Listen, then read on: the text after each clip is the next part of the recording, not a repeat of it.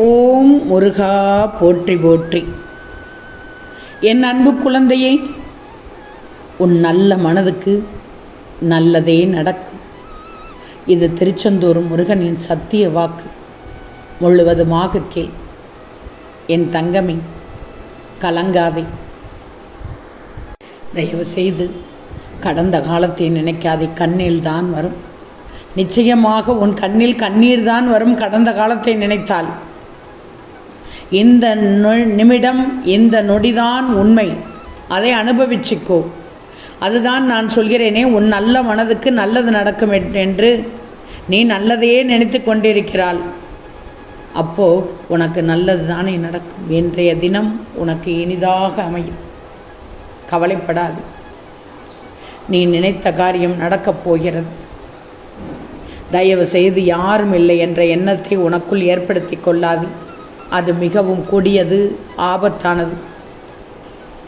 உனக்குள் இந்த திருச்செந்தூர் முருகன் இருக்கும்போது அந்த எண்ணமே தப்பாகி விடுகிறது.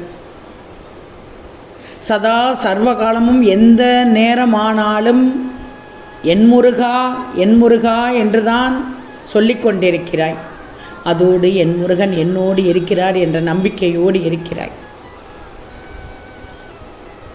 பின் என்ன கவலை? எனக்கு முருகன் இருக்கும்போது எனக்கு என்ன கவலை என்று மட்டும் சொல்லிப்பா. உனது பயமெல்லாம் போய் தைரியம் கிடைக்கும். நானே நிரந்தரம் தங்கமே. புரிகிறதா? மற்றவையெல்லாம் கலைந்து போகும் மேகங்கள் தான். இதை ஞாபகத்தில் வச்சுக்கோ. நீ வாழ்க்கையில் உச்சத்தை அடைவாய்.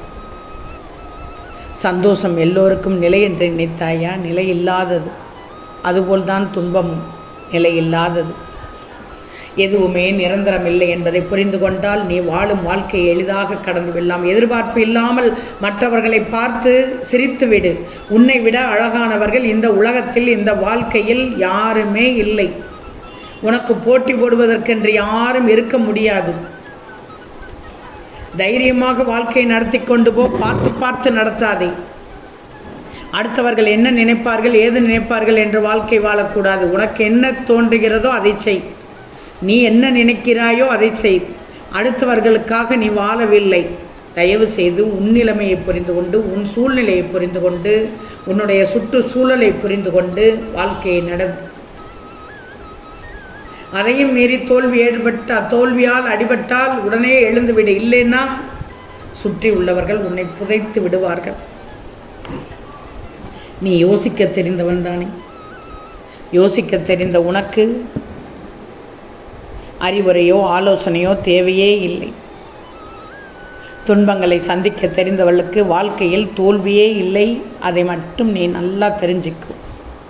தயவு செய்து உனக்கு விழிப்புணர்வு இல்லாவிட்டால் துன்பங்கள் உன் வாழ்க்கையின், உன்னுடைய குணங்களை கூட கெடுத்துவிடும். சற்று விழிப்புணர்வோடு இரு. ஜாக்கிரதையாக இரு. எச்சரிக்கையாக இரு. உன் வாழ்க்கையிலிருந்து முற்றிலும் தீமைகள் புரியும். கெட்ட பண்புகளை அகற்ற ஒரே ஒரு வழி, உன்னுடைய ஒவ்வொரு நாளையும் சுத்தமான மனதோடு, ஆற்றலோடு அண்டிக் கொள்வது தான். உன் நல்ல குணங்களை வளர்த்து கொண்டே இரு. உன் மனதை எப்போதும் சுத்தப்படுத்தி கொண்டே இரு. இப்போதைய வாழ்க்கை என்றாலும் சரி, உன்னுடைய எதிர்கால வாழ்க்கை என்றாலும் சரி, மதிப்புள்ளதாக நான் மாற்றி காண்பிக்கிறேன்.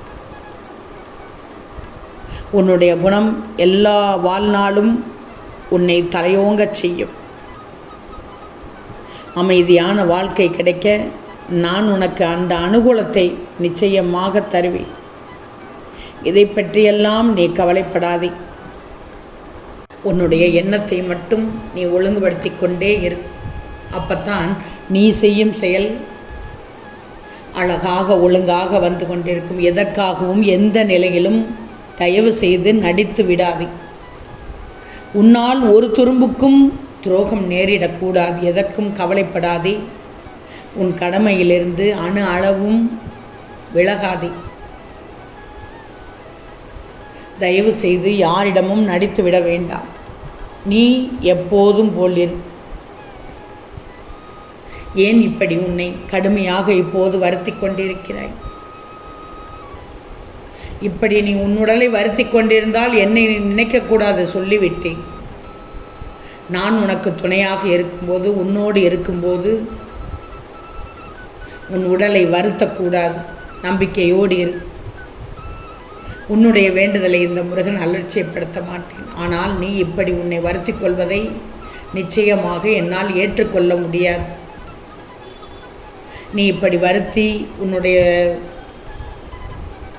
சுற்றுச்சூழலில் உள்ள சூழ்ந்துள்ள துயரங்களை திரும்பிய திசையில் எல்லாம் நினைத்து கொண்டிருந்தால் ஏமாற்றம்தான் கிடைக்கும். இன்னும் பல வழிகளும் துயரங்களும் உன்னை எப்படி ஆட்டி படைக்கிறது என்று எனக்கு தெரியும். இதெல்லாம் நீங்குவதற்கு என்னிடத்தில் எவ்வாறு போராடி கொண்டிருக்கிறாய், எந்த அளவுக்கு என்னை நம்பிக்கொண்டிருக்கிறாய் என்றும் எனக்கு தெரியும். உன் மனதில் இருப்பது எனக்கு தெரியும். ஆனாலும் சொல்கிறேன், உன்னை சூழ்ந்துள்ள கஷ்டங்களிலிருந்து தப்பிப்பது எப்படி என்று தெரியாமல் திணறிக் கொண்டிருக்கிறாய். அதனால் நீ தூங்கி பல மாதங்கள் ஆகிவிட்டது. யார் உன்னை அவமானப்படுத்தினால் என்ன, யார் உன்னை கைவிட்டால் என்ன, அது அப்படியே இல்லை என்றாலும், எல்லாம் இருந்தும் எதுவுமே இல்லாதது போல் இருந்தாலும் நீ எதற்கு அனாதை என்று நீ நினைக்கிறாய்? அவமானப்படுத்தினால் அவர்கள் அவமானப்படுவார்கள். உன்னை கைவிட்டால் மற்றவர்கள் அவர்களை கைவிடுவார்கள்.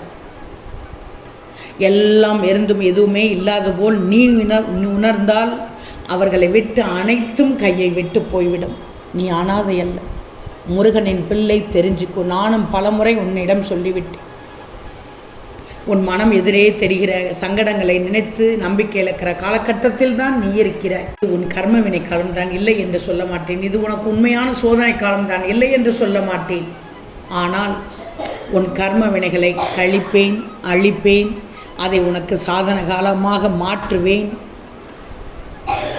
இன்னும் கொஞ்ச காலத்திற்கு கஷ்டங்களை சகிச்சிக்கும். சகிப்புத்தன்மை இருக்கணும். உன்னுடைய கண்களிலிருந்து எப்போதும் கண்ணீர் துளிகள் கசிந்து ஓடிக்கொண்டே இருக்கிறது. மற்றவர்கள் இந்த நேரத்தில் தேவையில்லை. உன் கண்ணிலிருந்து கண்ணீர் துளிகள் கசிந்து ஓடிக்கொண்டிருந்தால் அவர்களுக்கு அல்வா சாப்பிடுவது போல் இருக்கும். ஏன்னா அதை எதிர்பார்ப்பார்கள். உள்ளே நமட்டு சிரித்து உன்னை உருக்குலைக்கி விடுவார்கள். ஒன்று மட்டும் தெரிஞ்சுக்கோ, எந்த வெள்ளம் புரண்டு வருகிறதோ அந்த வெள்ளம் வழிகளை உண்டாக்குகிறது. எங்கே நீர்வரத்து இல்லையோ அங்கே வழிகள் உண்டாவதில்லை. இதுதான் கண்ணீரோடு வேண்டுகிற வேண்டுதலுக்கும் கடமைக்காக வேண்டுவதற்கும் உள்ள வித்தியாசம். புரிஞ்சுக்கோ. புரிகிறதா தங்கமே? நான் இருக்கிறேன் உனக்கு. எதை பார்த்தும் பயப்படாதே. உன் நல்ல மனதுக்கு நிச்சயம் நான் நல்லதை நடத்தி தருவேன்.